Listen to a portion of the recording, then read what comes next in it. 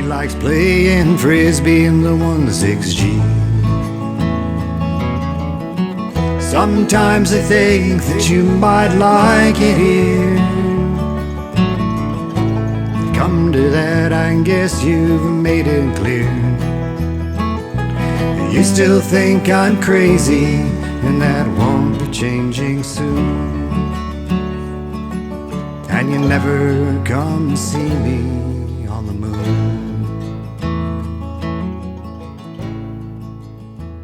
No script. Okay.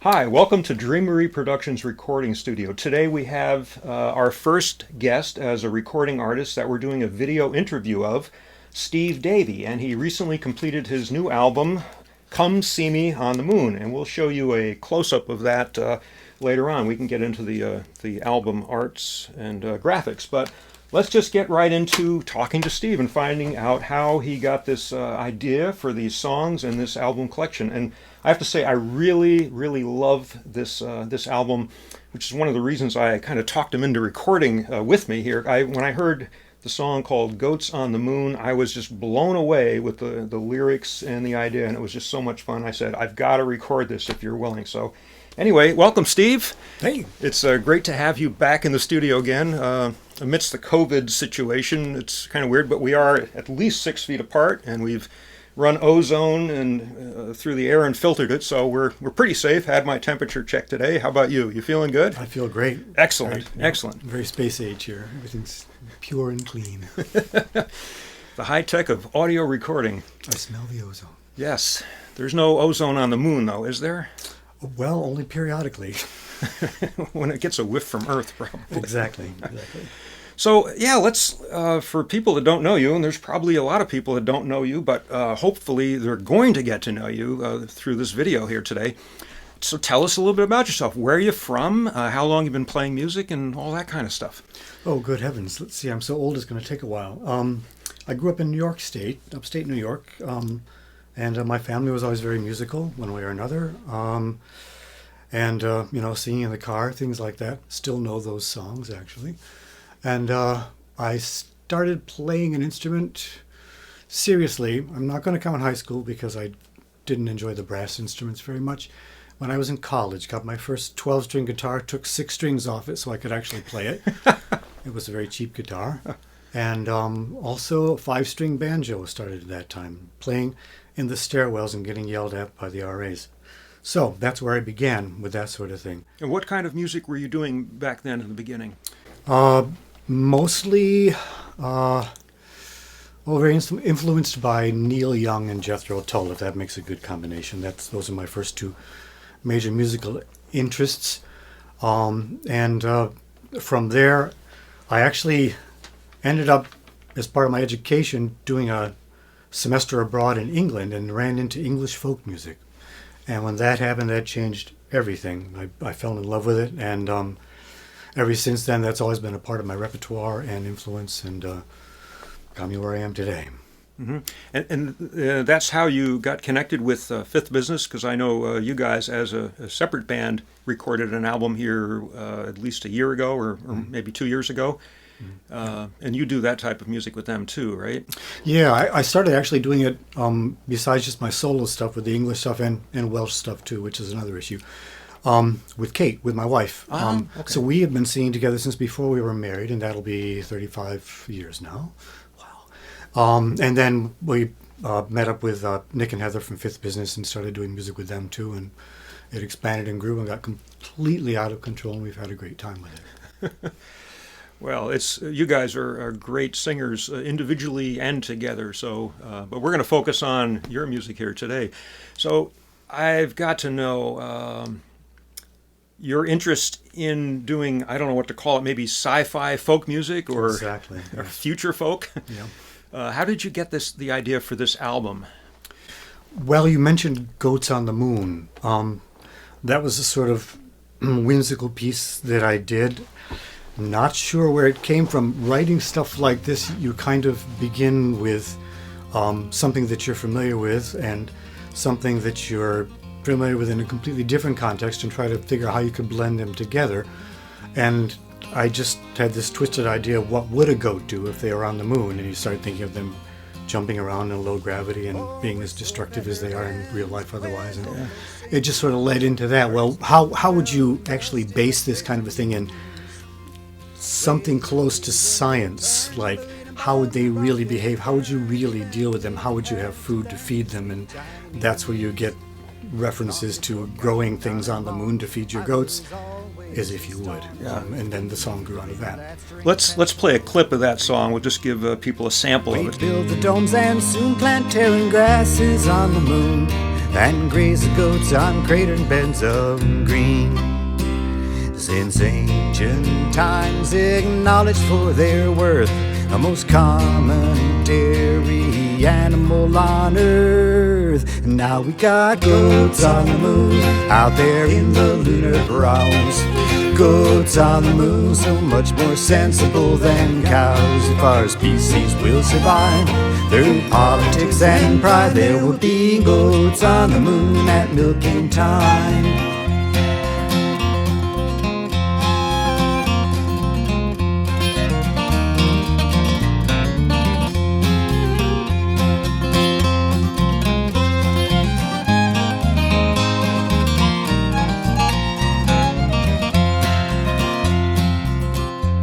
First chickens, cats and dogs, and ducks and cows and hogs. They even tried to keep the sheep or two. Somebody brought a horse. So have you always had an interest in science and science fiction and technology? My parents always read a lot of science fiction, and this would be stuff that was written in the 50s and 60s and that sort of thing. So those paperbacks were always kicking around with those bizarre covers and whatnot, which had nothing to do with the content of the book. And I read through all of those and then began taking books out of the library, that stuff, just because I liked it. And I also, whatever was playing on television in black and white in my house at that time would have been Lost in Space and Star Trek and that sort of thing. I was always into that. Thought early on that I would be an astronaut until I found out that some of the socio-political complications of that weren't going to let that work. So I just moved on to pretending instead. And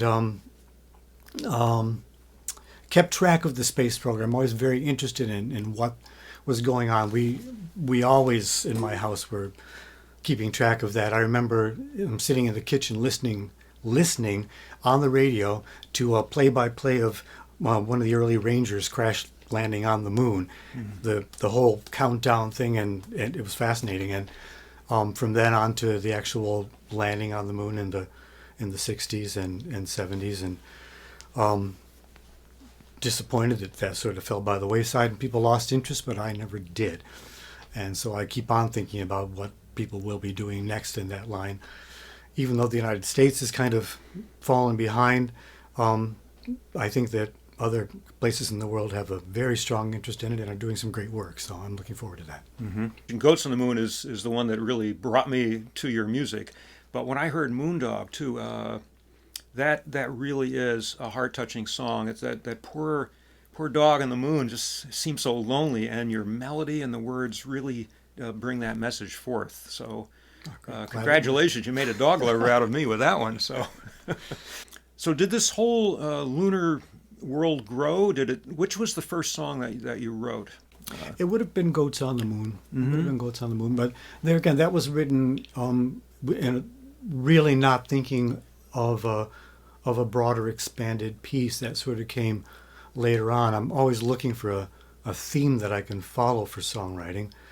I don't do so well just picking up the guitar and being emotive. It just kind of loses its luster after a bit. It's nice to plan ahead and have a picture and have a backstory and produce the thought and the lyric that goes with it. So probably Come See Me on the Moon was the first one to be written deliberately with that theme in mind. And then there's a song on there called the Lunar Long Haul Drive. There again, one of those things where you have an occupation that occurs on the Earth all the time that we kind of take for granted and figure, well, humans are humans on the moon. There's probably going to be a comparable need. How would you have a long-haul truck driver operating on the moon? And that's where that came out of, to try to take that and plunk it into the lunar environment and make it work. Yeah, let's pause for a second and play a couple of clips from that. We'll do Little Moondog and then a clip from Lunar Long Haul Drive. Like the earth dogs know,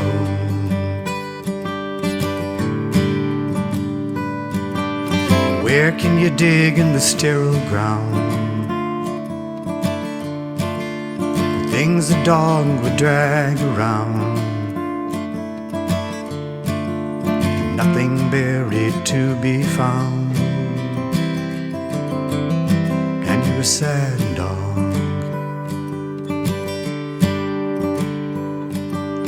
Growl if you want, bark if you dare, howl at the earth in a plastic sky that's always dark and clear. Moondog, whose best friend are you?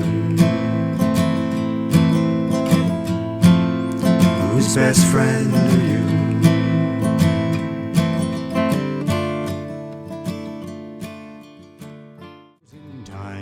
She looked up one night to where the moon shone bright and remembered how she'd heard 'em advertise. No experience expected, all applicants considered if you do the Lunar Long Haul Drive. She keeps 6 wheels down at the company's call and she hauls on the company's time. For the people in town's dug deep underground, but she'd rather take her time topside. When she was just a girl, they promised her the moon when promises were empty inside. She gets paid now just to go kicking up the dust as she heads up the Long Haul Drive.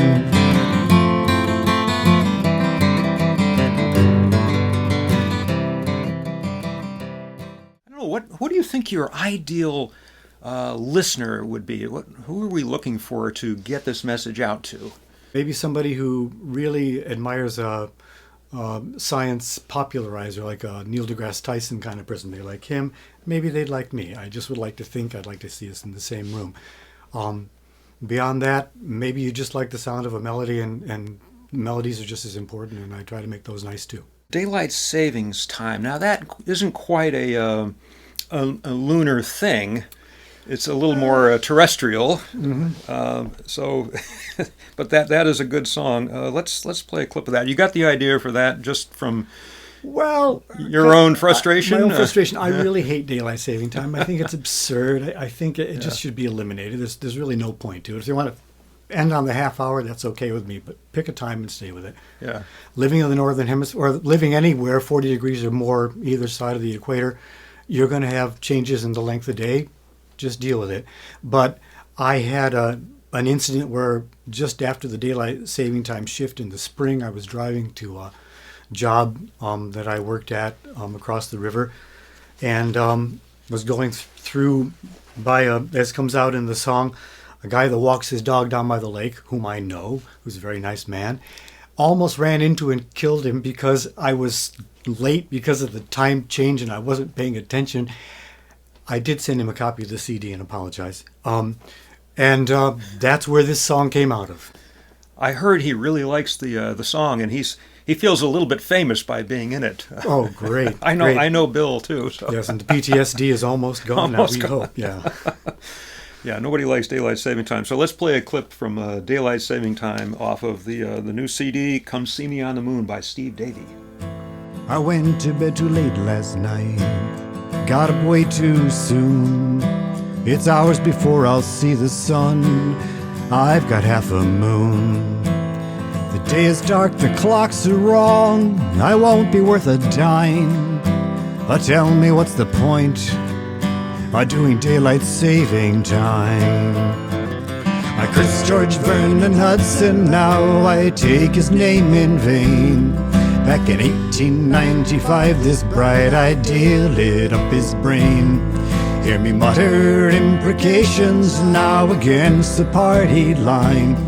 Why can't we all just keep our clocks on local standard time? That one song, "Blind Eye." What's the backstory on that one? Yeah, that's another side of human behavior. You have someone who's living in a closed environment on the moon, and he's not a nice person, and he misuses and abuses somebody to the point where somebody decides that he's got to go, and they kill him. And what Blind Eye is about a situation where he has been murdered, and everyone in that situation believes that he bloody well deserved it, and no one's going to tell who did it, and that's the way it is. So let's play a clip of a Blind Eye for a second, so people can hear a little bit of that, and then we'll come right back. There's gonna be a big investigation to try and figure out just how you died. It'll soon become clear something happened to your suit to make your lungs blow up inside. They say you never had authorization because you never logged an EVA. And why you were alone out on the surface is a mystery that will not go away. Nobody that you knew is gonna miss you or want to pay to send your body home. They like to say that every life is sacred. Yours was just a waste of flesh and bone.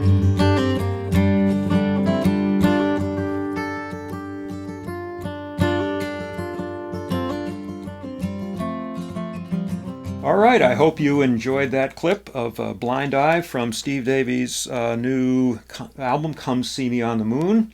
So we're going to let you know where to buy this or where to listen to it online. The instructions will be on the screen. And enjoy this final song as we exit our interview. So thank you, Steve, for joining us today and sharing your message and your music with our listeners. Hopefully we will have some listeners because this is our first one. So anyway, thanks a lot and take care. Thank you very much. Bye, everybody.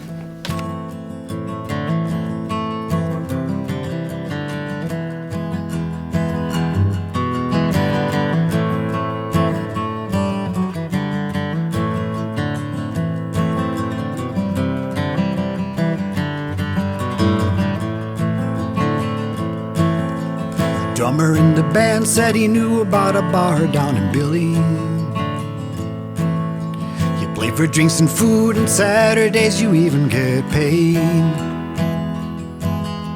Oh, we were in demand in outlier craters like Billy. So we loaded up the gear on an outbound transport train.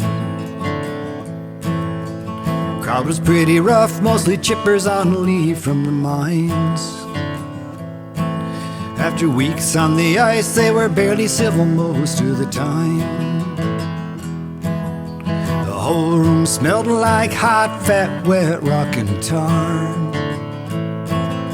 The singer said she had to break the finger of a guy at the bar.